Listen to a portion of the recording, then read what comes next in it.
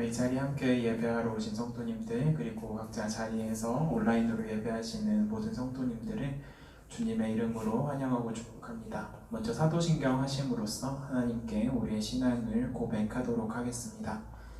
나는 전능하신 아버지 하나님, 천지의 창조주를 믿습니다. 나는 그의 유일하신 아들, 우리 주 예수 그리스도를 믿습니다.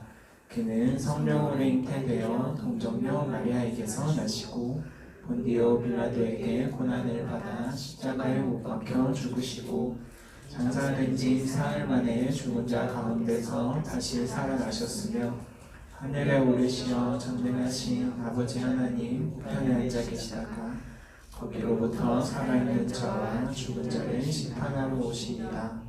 나는 성령을 믿으며 거룩한 공교회와 성도의 교제와 죄를 용서받는 것과 몸의 부활과 영생을 믿습니다. 아멘. 함께 찬양하도록 하겠습니다. 만왕의 왕 내 주께서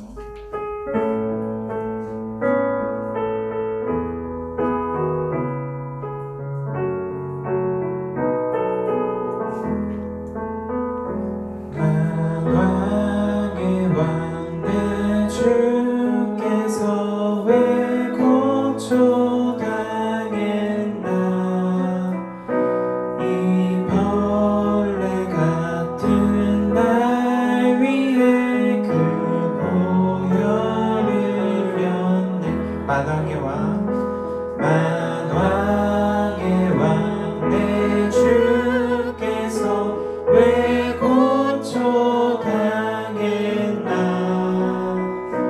이 벌레 같은 날 위에 그 보혈을 흘렸네.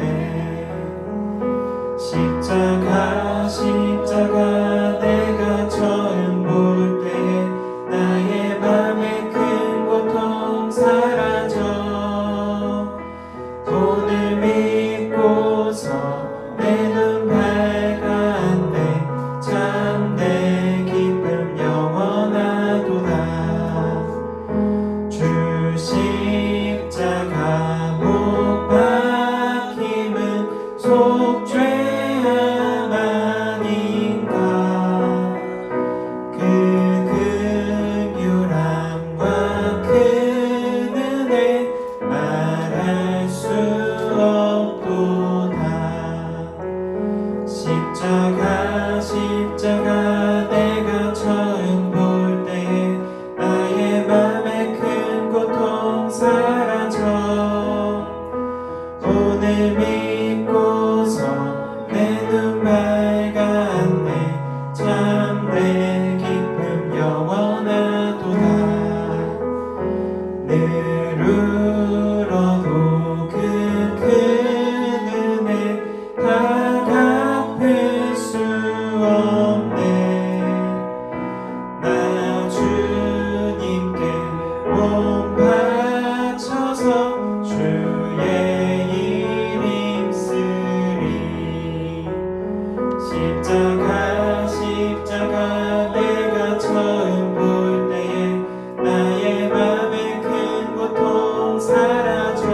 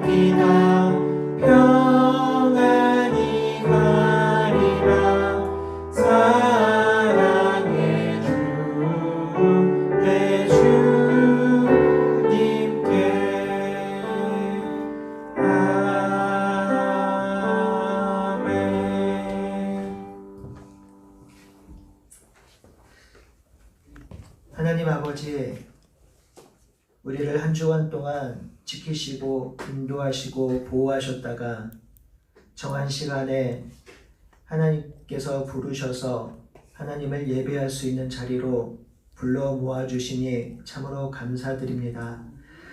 하나님, 우리가 드리는 이 예배를 기뻐 받아주시고 흠양하여 주시옵소서. 이 예배를 통해서 우리가 하나님을 경험하며 하나님의 말씀대로 살겠다라고 하는 놀라운 다짐의 시간이 될 수 있도록 인도하여 주시옵소서. 예수님의 이름으로 기도드립니다. 아멘. 우리의 찬양을 받으시는 그 하나님께 우리의 마음과 뜻을 다하여 헌금하도록 하겠습니다.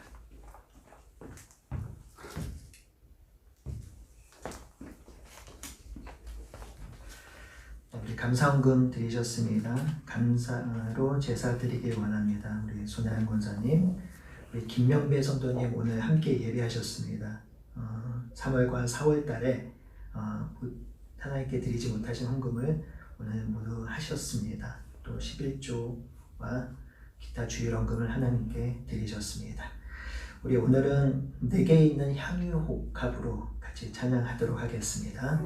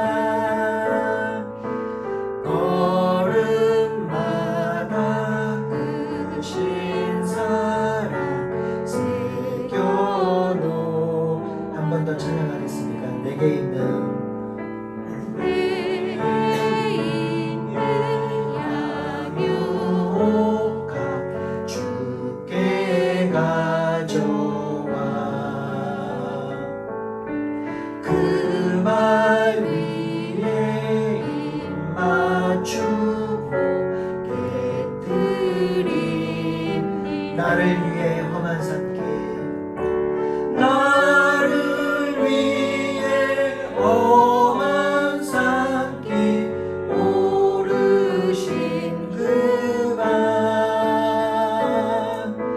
걸음마다 크신 사랑 새겨놓았네.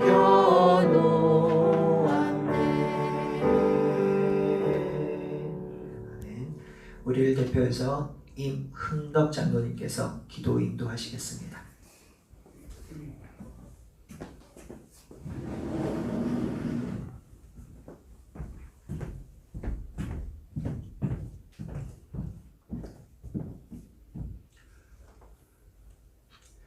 하나님, 코로나19 이제는 우리 곁에서 물러가게 해주십시오. 많은 사람들이 아파하고 있습니다. 저희들이 정말 잘못했습니다. 하나님의 뜻을 알고 하나님의 뜻대로 살아야 할 저희들이 하나님의 뜻을 거스르는 일들을 정말 많이 했습니다. 하나님 용서해 주십시오. 그러나 무작정 이렇게 용서를 구하는 것이 너무도 죄송하고 답답합니다. 다시 그러지 않기 위해서는 또 어떻게 해야 할지 정말 뼈아픈 통찰이 아직 부족합니다. 의지도 약합니다. 잘 모르겠습니다. 그러나 하나님, 내가 죄인이라는 사실과 하나님 곧 삼위이신 우리 예수님의 십자가의 은혜를 의지할 뿐이라는 이 작은 고백을 주께 드리오니 하나님 받아 주시옵소서.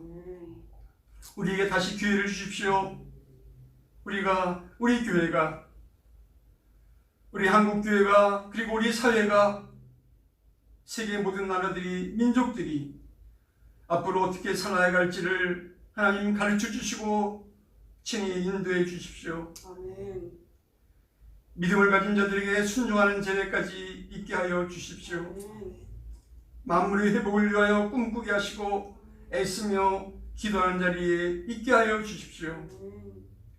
이제는 예배가 한 장소 이곳에서만이 아니라 내가 서 있는 그곳에서 예배자로 살아야 함을 더욱 절감합니다. 하나님, 그러나 우리 성도들이 함께 모여 소리 높여 하나님을 찬양하고 얼굴을 맞대어 말씀과 삶을 나누며 서로 격려하고 위로하는 그런 시간이 너무도 그립습니다. 우리 친구들 학교도 가고 싶고 친구들도 만나고 싶습니다. 이제 하나님 마지막 2주 안에 사회적 거리두기를 한다 합니다. 잘 실천하여 그리고 치료제도 개발되어 우리의 일상이 다시 회복되게 하여 주시옵소서. 아멘. 지금까지 수고한, 지금까지 애쓴, 지금까지 너무 어려운 그 모든 분들의 위로를 하나님께서 해주시고 수고하는 모든 분들의 수고와 그 노력들이 값지게 매듭질 수 있도록 하나님 인도해 주십시오. 하나님, 오늘 드리는 이 예배 하나님 받아주시기를 원합니다. 각 가정에서부터도 드리지만 한 사람 한 사람 영과 진리로 예배케 주십시오. 오늘은 종료주일입니다. 주시는 말씀을 통하여 고난주간을 잘 보내게 하시며 정말 의미 있는 부활주일을 우리가 맞이할 수 있도록 인도하여 주십시오. 투병으로 고난의 때를 보내는 사랑하는 저희 하나들에게 성도들이 계십니다. 정청은 성도님, 하나님 은혜를 도와셔서 힘든 과정 잘 이겨내게 해 주십시오. 잠잠히 하나님만 바라심이 오직 그에게서 능력과 구원의 기쁨이 있음을 경험케 하며 고백케 하여 주십시오. 홍은주 성도님, 그 가정에도 하나님 큰 은혜와 위로가 있게 하여 주십시오. 언제나 기도하는 자매 되어서 주님만이 주시는 참 위로와 평강이 있게 하시고 언제나 소망 가운데 주님을 바라보며 살아가게 하여 주십시오. 정원도 김근아 집사님 가정을 위해 저희들이 기도합니다. 이제 윤교가 빨리 폐렴이 회복되고 안면골절 수술과 그 모든 과정들이 잘 이루어질 수 있기를 기도합니다. 하나님, 윤교를 만나주셔서 잘 견뎌내게 하시고 그 육체와 영혼이 기적적으로 회복하는 참으로 그 고난과 부활을 경험하는 사랑하는 윤교와 그 모든 가정 될 수 있도록 인도해 주십시오. 집사님 네 분 사망의 음침한 골짜기로 다닐지라도 해받음을 두려워하지 않는 것은 주께서 나와 함께 하시리라는 다윗의 고백이 집사님 가정과 기도하는 우리 모두의 고백이 될 수 있도록 주님 인도하여 주시옵소서. 세우신 하나님의 교회를 위해 기도합니다. 하나님이 기뻐하시는 교회, 하나님 나라를 위한 교회, 건강한 교회를 세워져 가기를 기도합니다. 성도 한 사람 한 사람 언제나 주의 품에 품어주시고 어디서나 주의 사랑으로 인도해 주십시오. 세우신 사랑하는 목사님 영육간에 늘 강건케 하시고 기도하실 때 만나주시고 신방하실 때 좋은 위로자 되게 하시며 말씀 전하실 때 언제나 성령 충만함으로 인도해 주십시오. 혼자 계시지만 언제나 목사님을 위해 기도하는 저희들이 있음을 기억하게 하시고 날마다 새로운 아침을 새로운 영으로 함께하여 주십시오. 하나님, 기도하지 못한 것 너무너무 많습니다. 공평과 정의의 하나님의 뜻이 저희와 함께 이 땅에서 이루어질 수 있도록 주님 인도하여 주시옵소서. 오늘 이 예배가 하나님을 위한 하나님께 드려지는 온전한 예배가 되게 하여 주시옵소서. 예수님 이름으로 기도합니다. 아멘.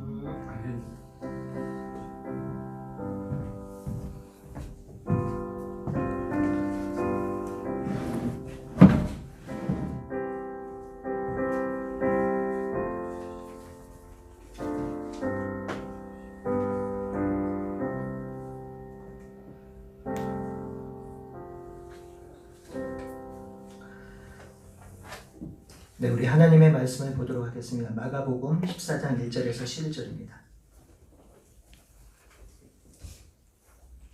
마가복음 14장 1절에서 11절입니다.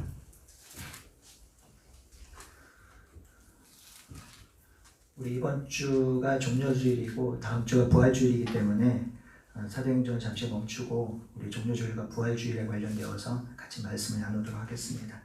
마가복음 14장 1절에서 11절을 제가 읽을 테니 가정에서 합독하도록 하겠습니다. 우리 여기 계신 분들도 함께 같이 읽도록 하겠습니다. 이틀이 지나면 유교절과 무교절이라 대제사장들과 서기관들이 예수를 흉계로 잡아 죽일 방도를 구하며 이르되 밀란이 날까 하노니 명절에는 하지 말자 하더라. 예수께서 베다니 나병 환자 시몬의 집에서 식사하실 때에 한 여자가 매우 값진 향유 곧 순전한 나드 한 옥합을 가지고 와서 그 옥합을 깨뜨려 예수의 머리에 부으니 어떤 사람들이 화를 내어 서로 말하되 어찌하여 이 향유를 허비하는가. 이 향유를 300데나리온 이상에 팔아 가난한 자들에게 줄 수 있었겠도다 하며 그 여자를 책망하는지라. 예수께서 이르시되 가만두라. 너희가 어찌하여 그를 괴롭게 하느냐. 그가 네게 좋은 일을 하였느니라. 가난한 자들은 항상 너희와 함께 있으니 아무 때라도 원하는 대로 도울 수 있거니와 나는 너희와 항상 함께 있지 아니하리라. 그는 힘을 다하여 내 몸에 향유를 부어 내 장례를 미리 준비하였느니라. 내가 진실로 너희에게 이르노니 온 천하에 어디서든지 복음이 전파되는 곳에는 이 여자가 행한 일도 말하여 그를 기억하리라 하시느니라. 12 중에 하나인 가룟 유다가 예수를 넘겨주려고 대제사장들에게 가매 그들이 듣고 기뻐하여 돈을 주기로 약속하니 예수를 어떻게 넘겨줄까 하고 그 기회를 찾더라. 아멘. 우리 함께 예배드리시는 우리 성도님들 진심으로 환영하고 축복합니다. 우리 옆에 계신 오늘은 8분 함께 예배드리시네요. 우리 인사 한번 나눌까요? 우리 옆에 계신 분들과 네, 손도 흔드시고 정말 반갑고 고맙습니다. 여러분 성경을 보시면 사람들의 이야기로 가득 차 있습니다. 신구약 성경을 볼 때 성경을 생각할 때 하나님이 어떻게 일하셨지? 하나님이 어떻게 일하실까? 이런 거 별로 생각나지 않고요. 오히려 사람들의 이름이 먼저 생각이 납니다. 성경하면 아담과 하와, 모세, 여호수아, 사무엘, 다윗, 엘리야 정말 많은 사람들이 생각이 나고 이 사람들의 행적들이 기억에 납니다. 지금 제가 열거한 사람들은 지도자들이고요. 이스라엘 백성들을 역사 앞에서 이끌었던 사람들이에요. 근데 성경은 이런 사람들뿐만 아니라 좀 세상적으로 좀 부족해 보이고 크게 뛰어나지 않은 사람들도 많이 기록되고 있습니다. 그런 면에서 하나님께서 하나님께 쓰임 받는 사람 또는 하나님께서 쓰시는 사람은 많이 배우고 또 지식이 높고 그리고 학식이 있는 사람들 뿐만 아니라 가난하기도 하고 좀 부족하기도 하고 연약하기도 하고 때로는 옛날 시대에 사람으로 취급받지 않았던 여자 또는 세리, 창기들까지도 하나님께서 쓰고 계심을 우리가 성경을 통해서 보고 있습니다. 특별히 오늘 제가 좀 주목하고 싶은 사람이 2사람이 있는데요. 그 중에 한 사람이 세례 요한하고 오늘 본문에 등장하고 있는 여인입니다. 왜 이 2사람을 이렇게 잠깐 보고 싶냐면 이 2사람은 예수님께서 놀라운 칭찬을 하셨던 사람입니다. 예수님께서 마태복음 11장 11절에 보시면 세례 요한에 대해서 뭐라고 얘기를 하셨냐면 여자가 낳은 자 중에 이보다 더 큰 자가 없다라고 하셨습니다. 사실 세상적인 관점에서 본다면 세례 요한은 그럴 만한 사람은 아니었죠. 광야에서 외친 설교자였고요.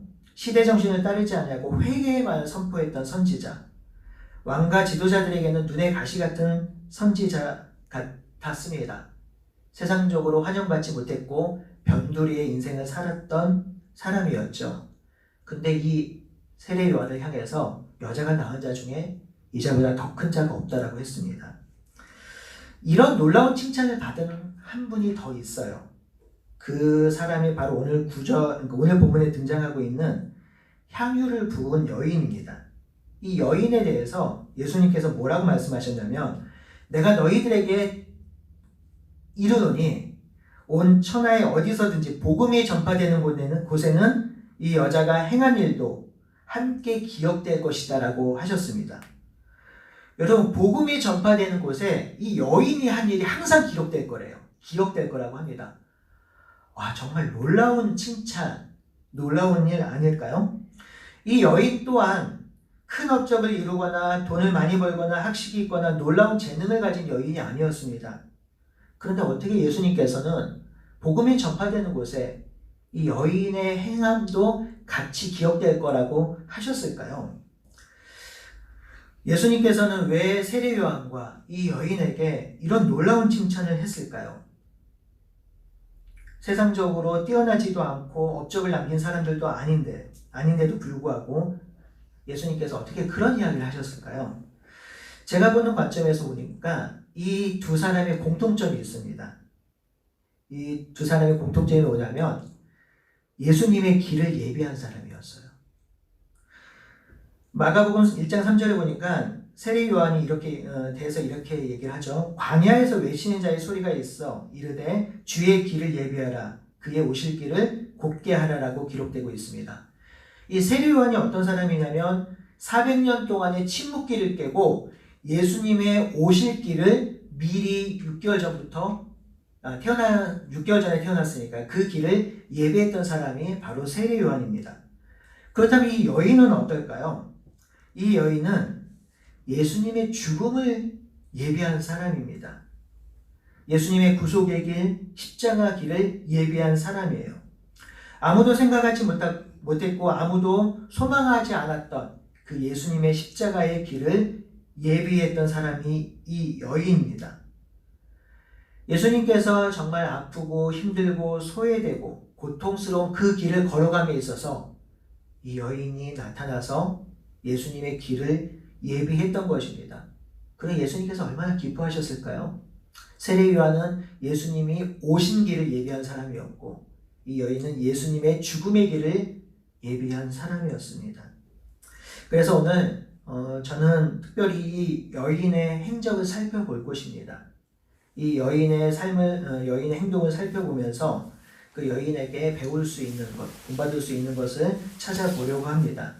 특별히 여러분, 마가가 이 여인의 행적을 기록할 때에 좀 독특한 문학적 장치를 가지고 기록을 하는데 대조라는 것들을 사용해서 이 여인의 행동을 부각시키고 있습니다. 특별히 그 종교 지도자들이나 그 지도자들과의 대조를 통해서 또는 가룟 유다를 통해서 그리고 일반 대중을 부각시키면서 이 여인과 대조를 하고 있습니다. 그래서 마가가 기록한 형식대로 저도 이 세 가지 관점에서 대조를 이루면서 이 여인의 삶을 잠시 살펴보도록 하겠습니다. 첫 번째, 이 여인은 종교 지도자들과 대조를 보이고 있습니다. 여러분 14장 1절을 한번 보시겠어요? 대제사장들과 서기관들이 예수를 흉계로 잡아 죽일 방도를 구하고 있습니다. 죽일 방도가 없어서 흉계로 잡아 죽이려고 하고 있습니다. 이러한 모습은 마가복음 11장 18절, 12장 12절, 14장 1절 지속적이고 반복적으로 예수님을 죽일 모의를 계속하고 있습니다. 우리가 지난주에 살펴보았던 것처럼 대제사장, 서기관, 장로, 사두개인, 성전관리인 모두 예수를 증오했고 싫어했습니다. 성전을 헐고 사흘 만에 짓는다라고 어이없는 말씀을 하신 예수님을 좋아할 리 없겠지요. 바리새인들과 지도자들의 악행과 비리를 들추며 그들이 생명처럼 여겼던 안식일을 범하고 그들이 개처럼 여겼던 세리와 창기들과 밥을 먹는 이 예수가 그들은 너무 싫었어요. 더군다나 본인이 메시아고 구원자로 이야기되고 있으니 이것은 그들에게 큰 위협이 되었을 것입니다. 만약 그가 진짜로 이스라엘을 구원한다고 하면 로마로부터 큰 위협을 당할 것이고요. 로마로부터 보복조치를 당할 것이기 때문에 이 종교 지도자들은 예수님을 모함했고 죽이려고 했습니다. 그러나 이 여인은 전혀 다른 행보를 보입니다. 오늘 본문에 보시면 식사 도중이었죠. 일반적으로 이 시대는 남자와 여자가 함께 식사하지 않습니다. 어울리지 않죠. 근데 이런 식사 자리에 여자가 나가는 것이 큰 결례입니다. 근데 이 여자가 식사 도중에 예수님께 나아갑니다. 그리고 매우 값진 향유, 그 순전한 나드 한 옥합을 깨뜨립니다. 그리고 그것을 예수님 머리에 붓습니다. 다들 충격에 빠졌습니다. 도대체 이게 무슨 일인가? 즐겁게 식사하고 있는 이 순간에 어떻게 이런 몰상식한 행동을 할 수 있는가? 모두 다 경악했고 모두 다 쉽게 말을 꺼낼 수 없는 상황이었습니다. 여러분, 이때 이 결례를 무릅쓰고 이 여인이 예수님께 향유를 부었을까요?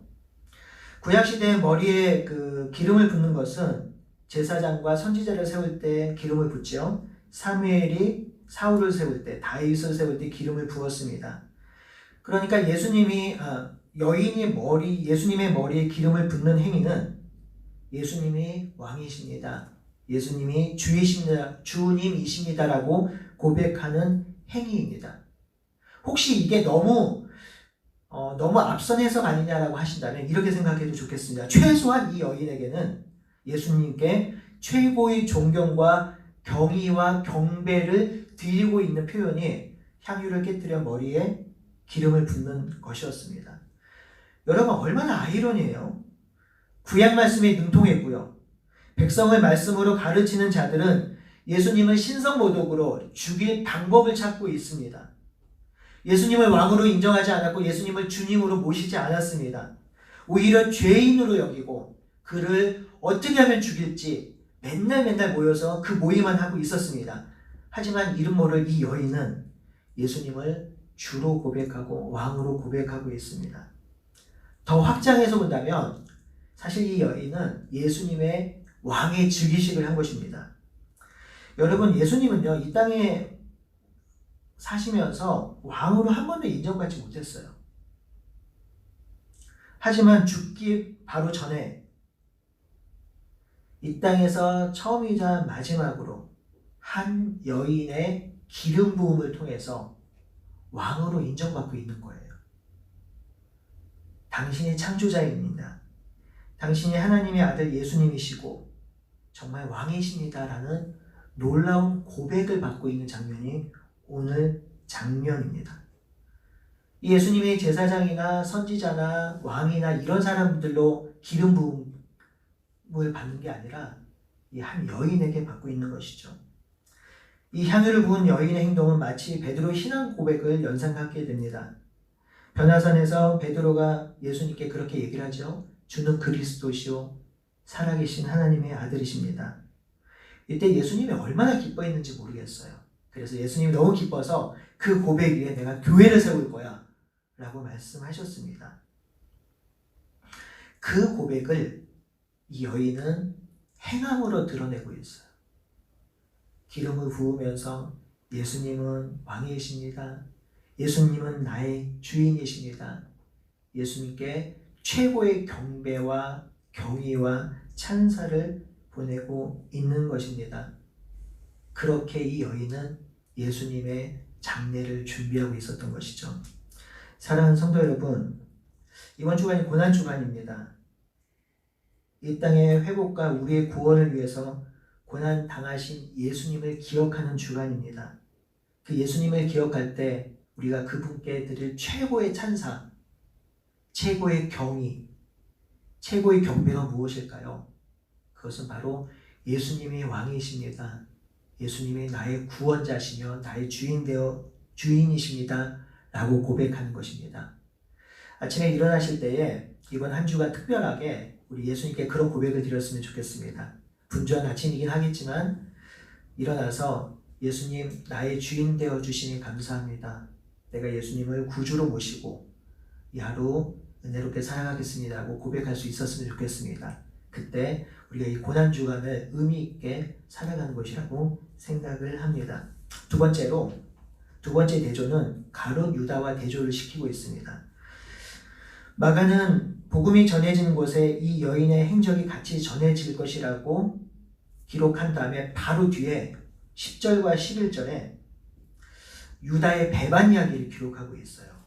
마가는 이 배치를 통해서 여인의 행동과 가룟 유다의 행동을 대조하고 있습니다.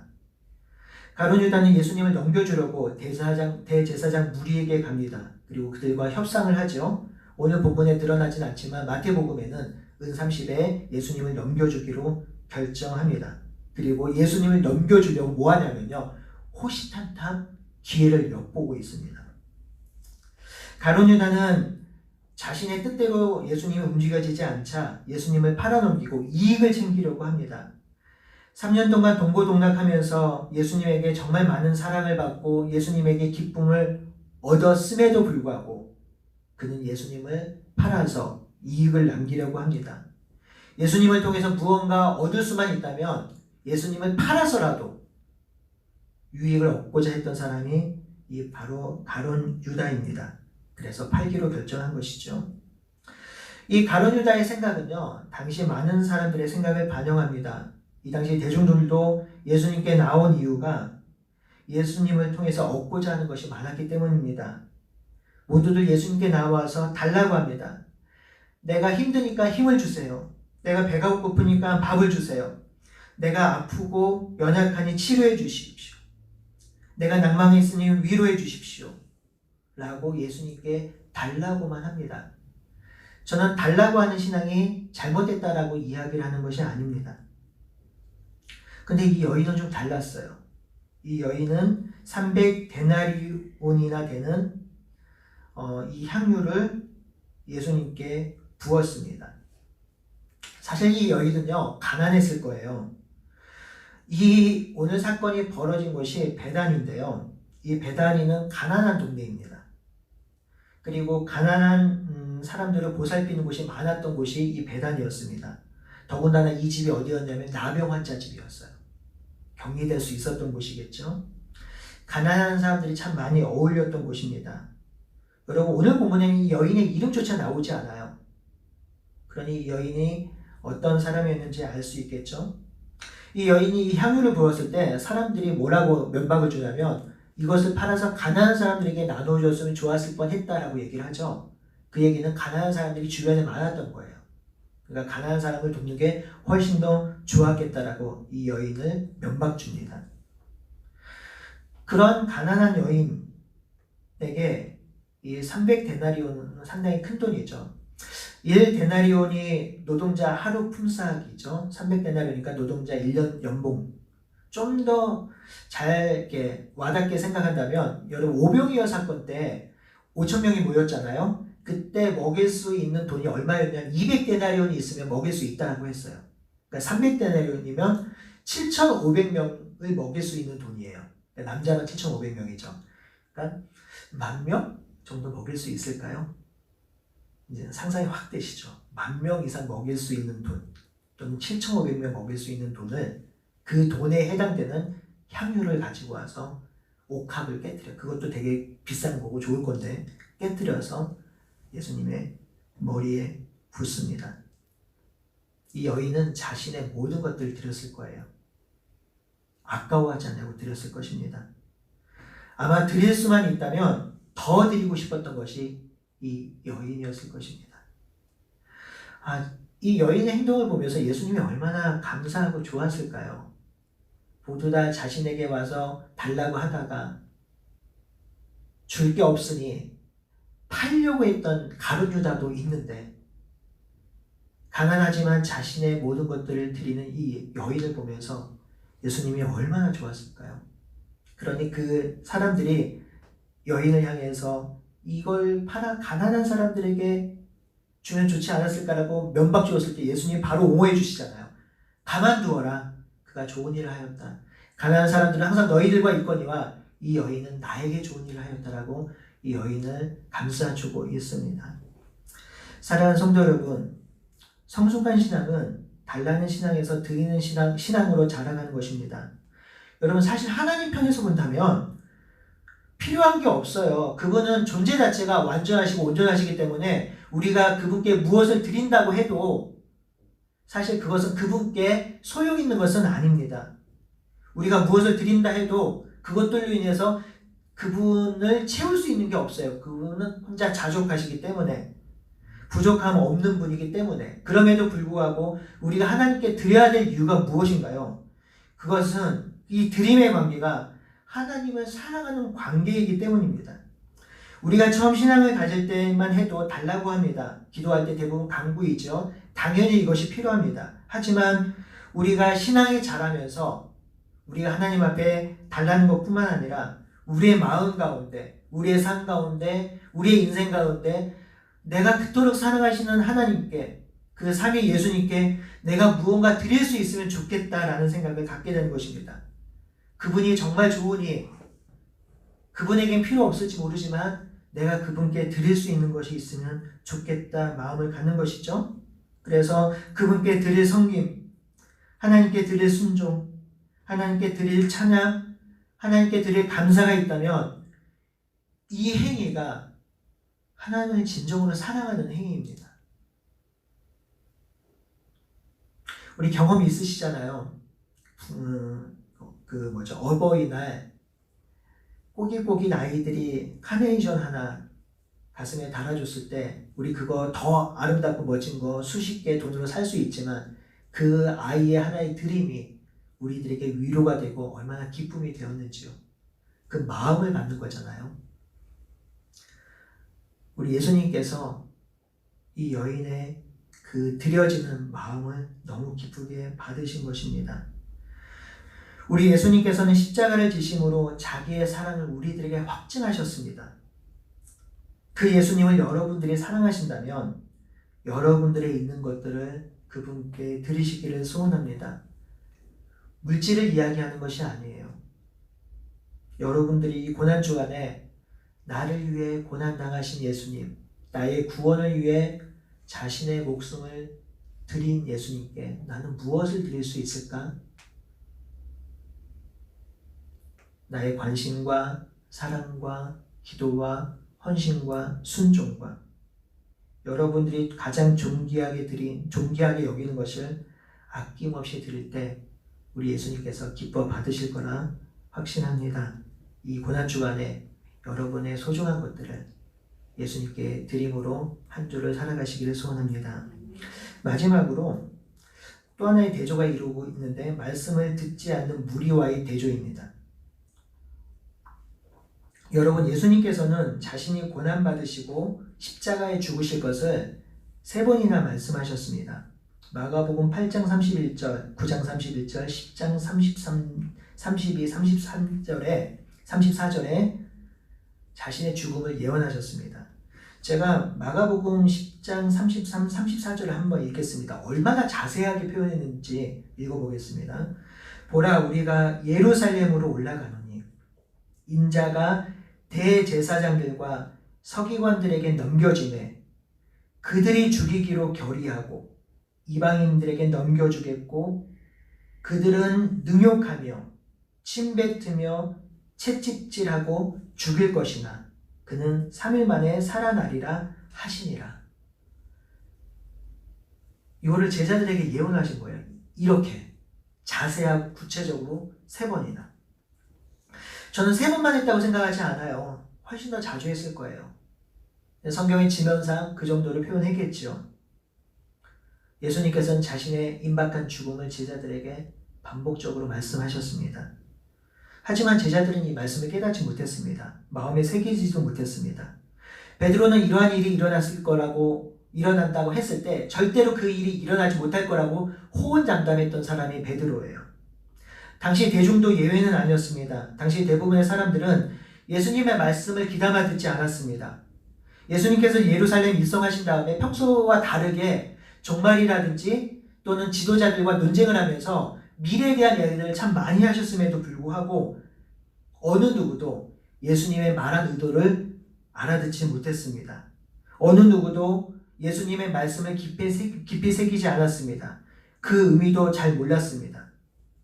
그래서 제자들과 사람들은 예수님이 지금 가셔야 될 죽음의 길, 이것을 생각지도 못했고 기대하지도 않았던 것이죠.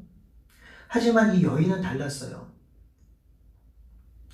제자들에게 말씀한 이 죽음의 예언을 이 여인이 들었는지 안 들었는지 성경은 말해주고 있지는 않아요.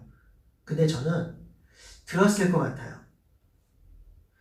이 여인은 어떤 형태든지 간에 제자들과 다른 행보, 일반 대중들과 다른 행보를 보입니다. 이 여인은 예수님을 따라다니시면서 예수님이 뭐라고 말씀하시는지 귀 기울여 들었을 거예요. 그리고 예수님께서 하신 말씀이 이전에 하셨던 말씀과 무언가 다르다라고 확실히 느꼈을 것입니다. 그래서 이 부분에 대해서 그 마가복음 주석을 쓰신 도널드 잉글리시라는 교수는 이렇게 표현하는데요. 이 여인의 행동은 의식적이든 무의식적이든 임박한 미래에 관한 예수님의 반복된 예언과 본능적으로 조화를 이루었다라고 설명합니다. 그러니까 이 여인은 예수님께서 하셨던 예언을 들었을 것이고 그것들을 마음속에 새겼다라고 이해하는 것이죠. 저는 이 부분에 동의합니다. 이 여인은요, 예수님의 말씀을 귀담아 들었을 거예요. 그리고 저는 갖고 있지는 않지만 그 여성분들이 가지고 있는 촉이라는 게 있잖아요. 저는 없는데 아마 그 촉이 있었을 거예요. 뭔가 다른 것이다. 그리고 성령 하나님의 인도하심이 있었을 것입니다. 이것들이 조화를 이루어서 이 여인은 놀라운 행동을 해요. 예수님의 장례를 준비한 것이죠. 학자들의 이야기가 좀 나뉘어요. 장례를 준비한 건 아니었을 것이다. 장례를 준비했을 것이다 라고 학자들의 이야기가 좀 양분되긴 하지만 예수님께서 이 여인의 장례를 준비했다고 했으니 저는 이 여인의 행동이 장례를 준비한 것이라고 봅니다. 다른 모든 사람들은 제자들을 포함한 대중들은 예수님의 말씀에 관심이 없었어요. 예수님의 행한 중에 특별히 기적, 그들 삶의 이로움들에 관심이 있었지만 예수님의 말씀에는 관심이 없었습니다. 그래서 어떤 사람은 이렇게까지 표현합니다. 이 여인이야말로 예수님의 가르침의 의미를 이해하고 있는 유일한 제자였다. 참 놀랍죠. 아무도 관심 두지 않았던 예수님의 말씀에 대해서 이 여인만은 그러지 않았습니다. 이 여인의 위대함은 예수님의 말씀을 진심으로 잘 듣고 순종했다는 것입니다. 모두들 행적과 기적에 집중하고 있을 때 예수님의 말씀을 들었습니다. 예수님의 말씀을 들으면서 예수님이 정말 죽으실지도 모르겠다라고 생각했을 것이고요.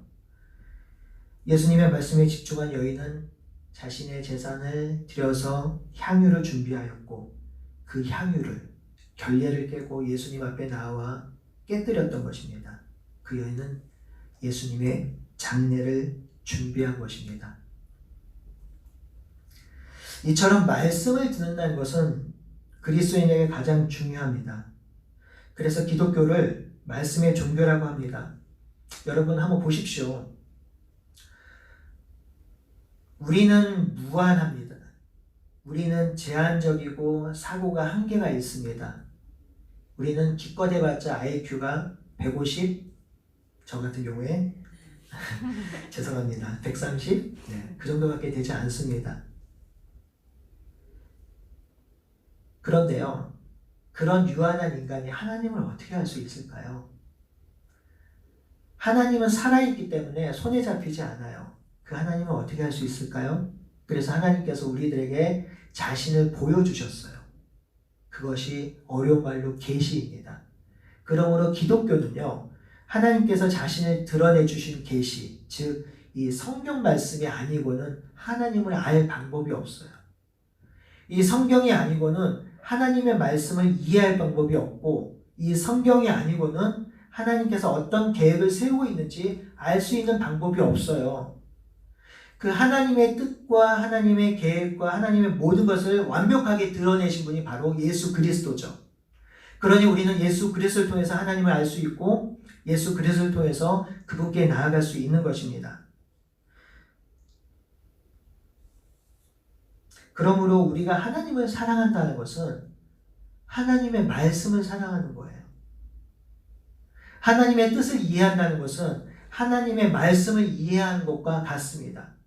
그런데 놀랍게도 하나님의 말씀을 읽지 않고 묵상하지 않고 어떻게 그리스도인으로 살아갈 수 있을까요? 하나님이 우리에게 날마다 보여주시고 말씀하여 주셔야지 우리가 하나님을 알고 하나님의 뜻을 알고 하나님의 계획을 알고 우리가 어떻게 살아가야 될지 아는데 하나님의 말씀을 덮어놓고 읽지 않고 묵상하지 않는데 우리가 감히 어떻게 하나님의 백성으로 살아갈 수 있을까요? 그것만큼 큰 교만이 있을까요? 내 마음대로 살아놓고 이게 하나님의 뜻입니다 라고 할 수는 있어도 하나님의 뜻이 반영되지는 않을 것입니다. 그렇게 생각해 볼 때 이 예수님께서 이 여인을 바라볼 때 얼마나 좋았을까요? 얼마나 감사했을까요? 예수님이 다니시면서 하셨던 말씀을 이 여인이 들었으니까요. 사랑하는 성도 여러분, 하나님을 사랑하시고 그리스도를 사랑하시는지요? 그럼 말씀을 사랑하십시오.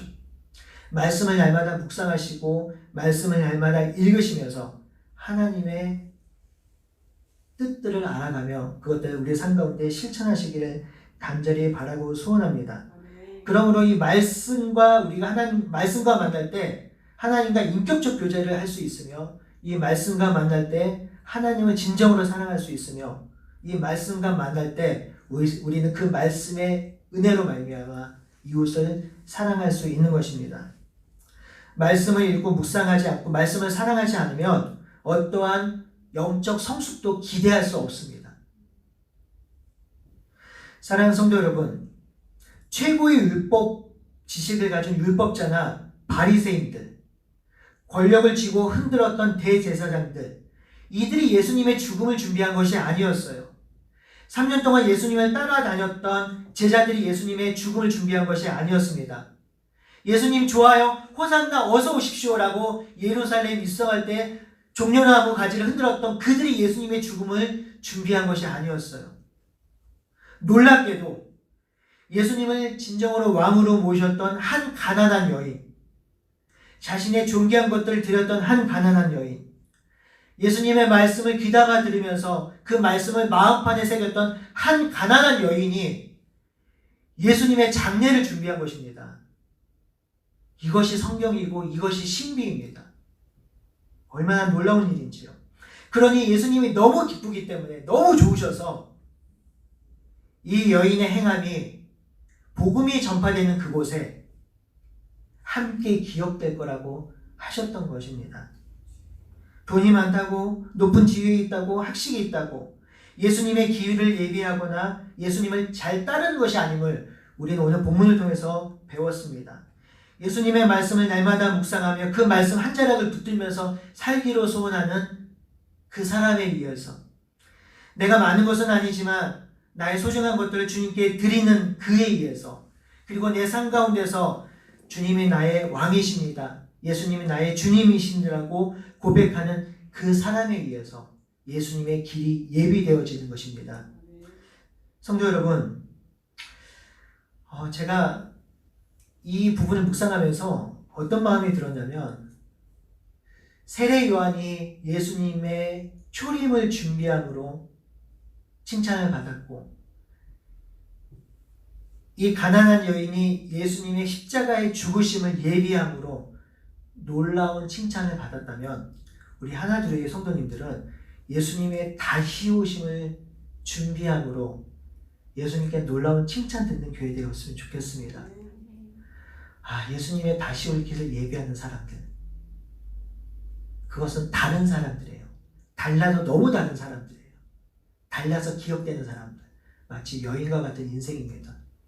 여러분, 이번 한 주 동안에 예수님을 묵상하면서 그 예수님과 더불어 살아가기를 소원합니다. 그래서 좀 부족하긴 하지만 제가 이번 한 주 동안에 새벽 6시에 고난주간 말씀 묵상을 링크하겠습니다. 그래서 함께 말씀을 묵상하면서 우리를 위해서 십자가를 지신 험한 산길을 오르신 그 예수님, 내가 이번 한 주간이라도 그분과 동행하겠습니다. 그분을 나의 주님으로 모시고 전인격적으로 따르겠습니다. 하나님 인도해 주십시오라고 고백하면서 예수님과 동행하고 그리하여서 그 기쁨이 다음 주 부활주일 예배로 찬양하며 드러나기를 간절히 바라고 소원하겠습니다. 아멘. 우리 함께 찬양하겠습니다. 내게 있는 향유 옥합 주께 가져와. 우리 한번 이 찬양하고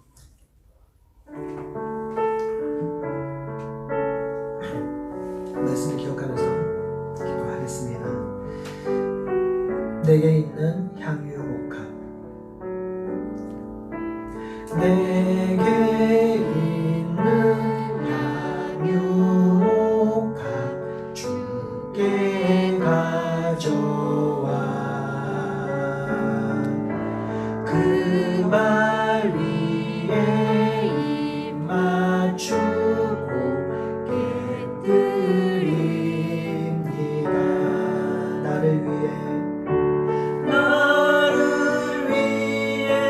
험한 산길 오르신 그만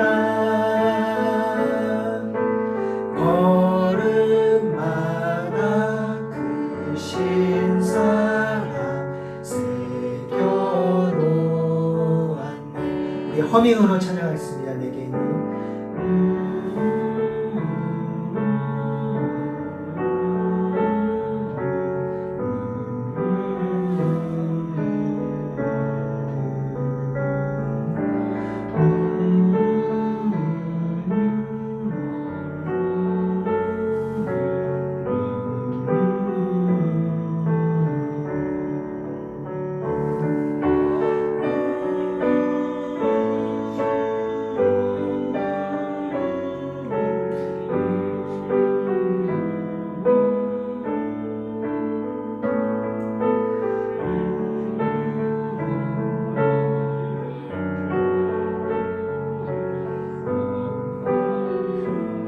우리 1분 정도 계속해서 묵상하며 기도하겠습니다.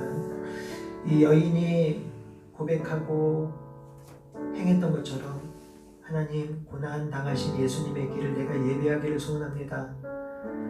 나의 주님을 온전한 주님으로 모시고 살기를 소원합니다. 나의 가장 귀한 것을 주님께 드리기를 소원합니다. 하나님의 말씀을 경청하며 기다만 듣고 살기를 소원합니다. 이 한 주간 붙들어 주십시오라고 우리 마음속으로 1, 2분 정도 기도하겠습니다. 주님,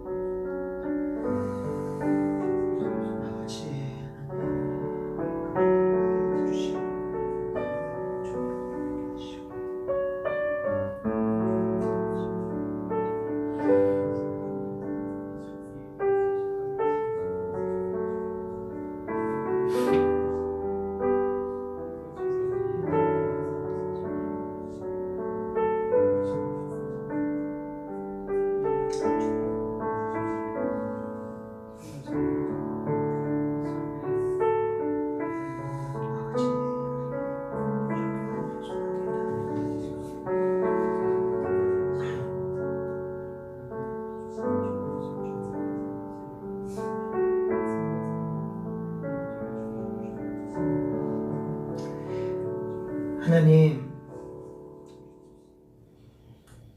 예수님께서 걸어가신 그 고난의 길을 묵상합니다. 그리고 그 길을 우리가 따르기를 소원합니다. 하나님, 우리들에게 예수님을 온전히 주로 모시는 마음을 허락하여 주시고 우리의 삶과 우리 인생을 그분께 드리게 하시고 그분의 말씀을 듣고 순종할 수 있는 우리가 될 수 있도록 인도하여 주시옵소서. 우리의 인생과 삶이 주님이 다시 오실 길을 예비하는 인생 되게 하시고 하나님, 예수님께서 다시 오셨을 때에 세례 요한에게 하셨던 것처럼 가난한 이 여인에게 하셨던 것처럼 우리들에게도 동일한 은혜와 축복을 허락하여 주시옵소서. 예수님의 이름으로 기도드립니다. 아멘. 네, 우리 주기도문 송하고 축도하도록 하겠습니다.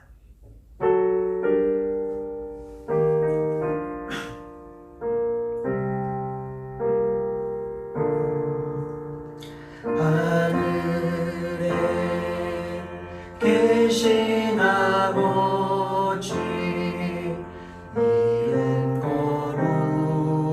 거룩하사 주님 나라 임하시고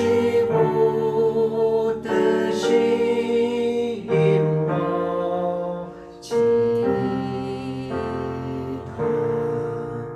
일용할 양식 주시고 우리들의 큰 죄 다 용서하옵시고 또 시험에 들게 마시고 다만 악에서 구원하소서.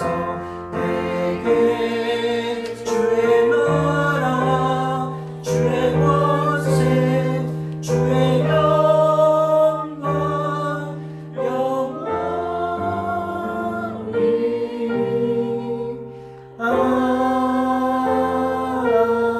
아멘.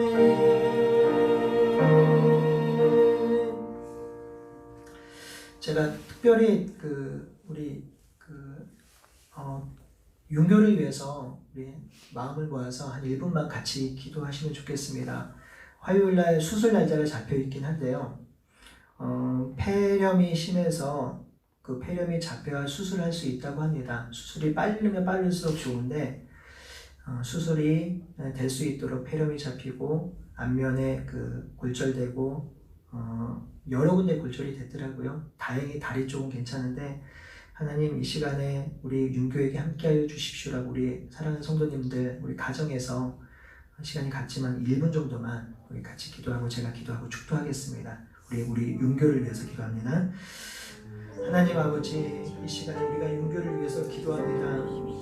아버지 하나님 우리 윤교를 붙들어 주시옵소서. 아버지 하나님 그 중환자실에서 고통스럽고 두렵고 아픈 가운데 놓여져 있을 것입니다.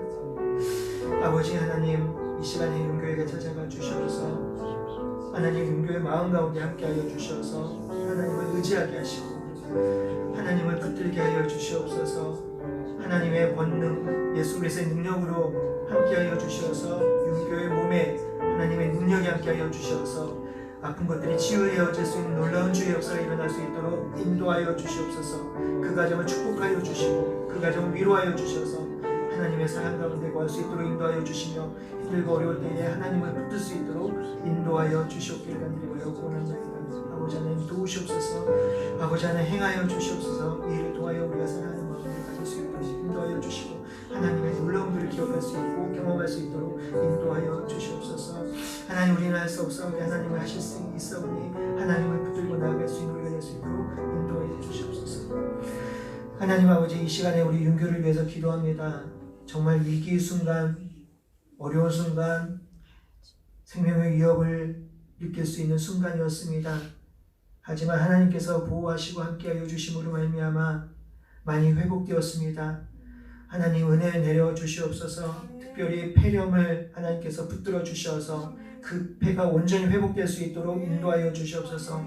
그리하여 조속히 수술받을 수 있도록 인도하여 주시옵소서. 하나님 육신의 연약함을 주님께서 치유하시고 회복하여 주시옵소서. 특별히 중환자실에 있는 우리 윤교를 붙들어 주시어서 하나님 아프고 힘든 가운데 있지만 살아계신 하나님을 경험하게 하시고 그곳에 하나님을 만나게 하시고 하나님으로 인하여 위로받을 수 있도록 인도하여 주시옵소서. 우리 정원덕 집사님, 김근아 집사님을 능력의 장중에 붙들어 주셔서 아프고 힘든 순간에 우리 하나님을 의지하게 하시고 의뢰하게 하시고 하나님 붙들고 하루하루 승리할 수 있도록 인도하여 주시옵소서.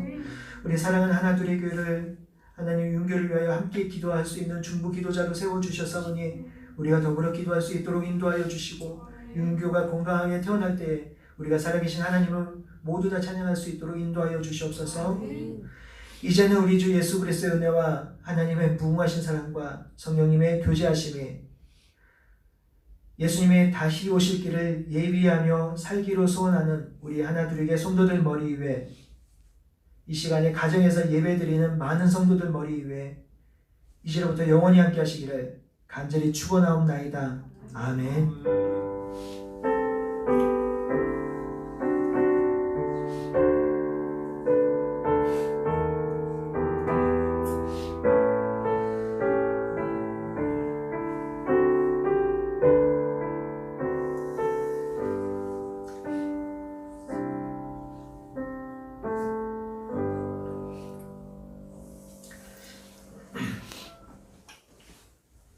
예배를 마치겠습니다. 먼저 우리 영상 같이 보시고요. 오늘 영상은 처음에는 뭐였죠? 목요일 날 저녁 때 교회에서 자발적인 중보기도 모임이 있습니다. 거기서 찬양하는 모습 한번 보시고요. 그 다음에 우리 김준영 집사님 가정, 박원진 형제님, 장민규 집사님, 김근재 형제님 이렇게 영상을 보내주셨습니다. 우리 한번 같이 한번 볼까요?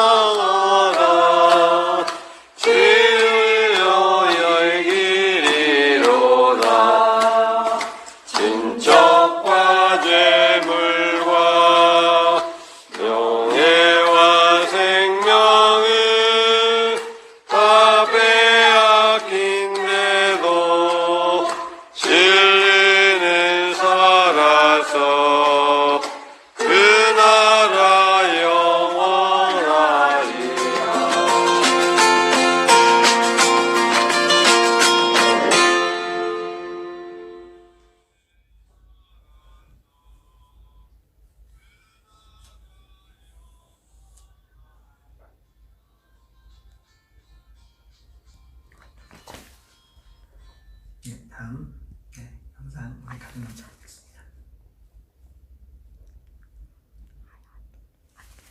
네, 안 나오나요?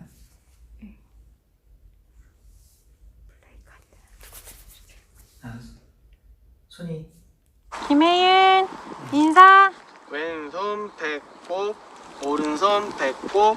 안녕하세요. 아이치 하나들의 교회 선생님들 안녕하세요. 다시 조이야. 조이 안녕하세요. 배꼽 인사. 조이 하트 한번 할까?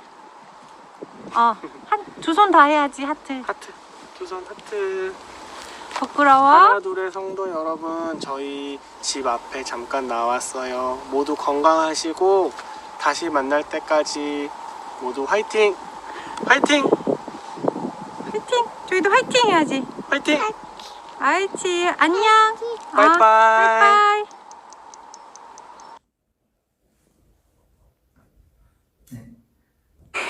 네, 안녕하세요. 주님의 이름으로 평안을 여쭙니다. 그동안 안녕하셨나요?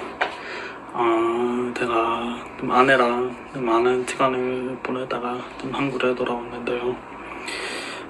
2주 동안 지금 자가 격리 중이었습니다. 내일 모레 월요일 되면은 자가 격리가 풀리게 될 텐데요. 그동안에 못했던 거 다 해볼 예정입니다. 뭐 가령 머리를 좀 자른다거나 뭐 치과를 가본다거나 하지 못했던 것들을 다 해볼 예정이고요. 그 다음에 사무실에도 복귀하고 여러 가지 해볼 계획입니다. 저를 위해서 지도를 해주시고 염려를 해줘서 대단히 감사드립니다. 그리고 또한 여러분들이 못 본 지 벌써 지금 석 달 정도 됐는데요. 많이 보고 싶습니다. 하루빨리 코로나가 지금 종치게 되어서 여러분들하고 같이 함께 예배를 드리고 같이 찬양을 부르고 같이 기도를 나눠주는 그런 은혜의 시간이 빨리 오기를 바라겠습니다. 무엇보다 여러분들의 건강에 유의하기를 바라고요. 기도하겠습니다. 고맙습니다.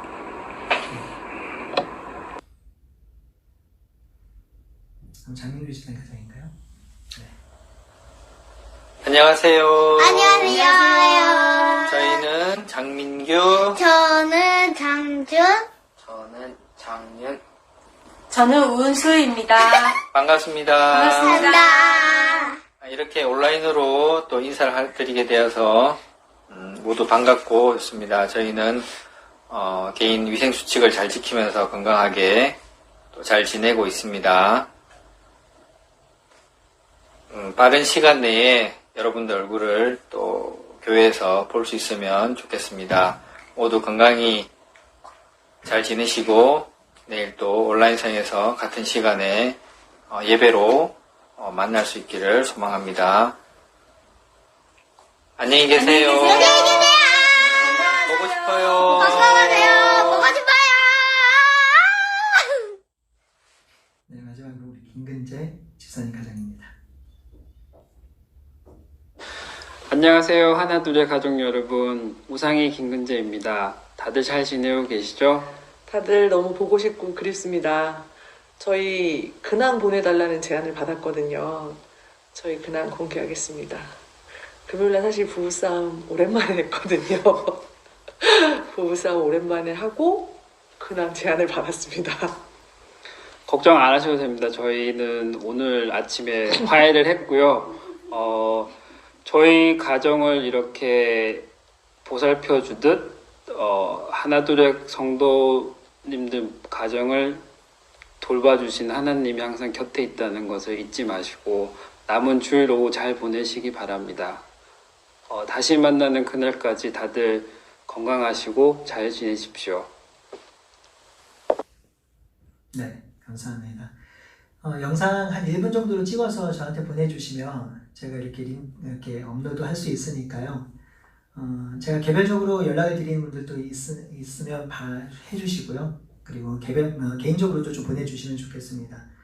광고 몇 가지 드리도록 하겠습니다. 아까 전에 설교 중에 말씀드렸던 것처럼 아침 6시에 새벽 고난주간, 특별 새벽 기도회는 아니고요. 그냥 고난주간 말씀 나눔 이런 타이틀로 여러분들에게 링크를 실시간으로 걸도록 하겠습니다. 그래서 꼭 그 시간이 아니어도 그 링크 안으로 들어오시면 말씀을 들을 수 있으니 한 주간 동안에 우리 하나님의 말씀 같이 나누고 기억하는 시간이 되기를 바랍니다. 그리고 혹시 다음 주 부활주일인데 부활주일 감사헌금 하실 분들은 이름 옆에 부활이라고 하시면 절기연금으로 우리 재정부에서 따로 이렇게 개수를 하도록 하겠습니다. 우리 윤교는 카톡 보내드린 것처럼 어저께 교회에서 우리 성도님들하고 정집사님 가정하고 모여서 같이 돕고 함께 할 수 있는 것들을 좀 찾아보았습니다. 다행히 다리 쪽의 상태는 너무 좋고요. 폐렴이 있어서 아직 수술하지 못한 상황인데 폐렴이 빨리 회복될 수 있도록, 그리고 머리 쪽의 상황도 조금 호전되고 있는 상황입니다. 계속해서 기도해 주시고요. 그 다음에 이번 주 금요일이 고난금요 예배가 원래는 있는 날인데요. 저희가 교회 사정상 따로 고난금요 예배를 드릴 수 없게 되어서 제안을 하나 드리겠습니다. 저녁 때 집에 돌아가셔서 가족별로 예수님의 생애와 관련된 영화를 한 편 보시면 어떨까요? 그래서 제가 주중에 영화 리스트라든지 이런 것들을 조금 올려드릴 테니 제가 이웃교회에 이렇게 인사이트를 얻은 건데 그렇게 해서 가정에서 영화를 보시고 고난에 대해서 생각할 수 있도록 하는 교회가 있더라고요. 그래서 금요일날 우리 부모님들 위주로 집에서 고난금요 패션 오브 더 크라이스트라든지 바울이라는 영화를 보시고 가정에서 그렇게 묵상을 좀 나누시면 좋겠습니다. 다음 주일이 부활주일인데 정말 제 마음 같아서는 이 자리에 모여서 부활 찬양 예배를 드리고 싶은데 지금 코로나19 때문에 그렇게 할 수가 없습니다. 그래서 그냥 좀 고민하고 생각한 가운데 여러분들 의무는 아니고요. 다음 주 예배 드리고 1시 반 정도에 서울흥의 한 곳에 잠깐 모이셔서 의무로 오시는 건 아닙니다. 마스크 끼고 오시면 되고요. 그냥 산책하겠습니다. 멀리서 보시기도 하시고 보통 사람들 만날 때 그냥 마스크 쓰고 만나잖아요. 그냥 그 정도 선에서 얼굴 보고 아이들 얼마나 컸는지 보고 한 명도 안 나오셔도 상처받지 않을 테니 그렇게 아시고 혹시 시간이 되거나 궁금하시거나 제 얼굴을 실물로 보고 싶은 분들 있잖아요. 그런 분들 오시면 우리 그 자리에서 이 좋은 빛에 이렇게 산보하고 산책하고 이렇게 좀 삶들을 잠깐 나누고 돌아가는 시간 갖도록 하겠습니다. 다음 주 오후 1시 30분 장소는 한번 공지해 드리도록 하겠습니다. 큰 부담 갖지 않으시면 좋겠습니다. 혹시 제가 빠진 광고가 있나요? 없죠? 네. 하나님의 은혜와 사랑이 성도님들에게도 하나님에게도 감사합니다.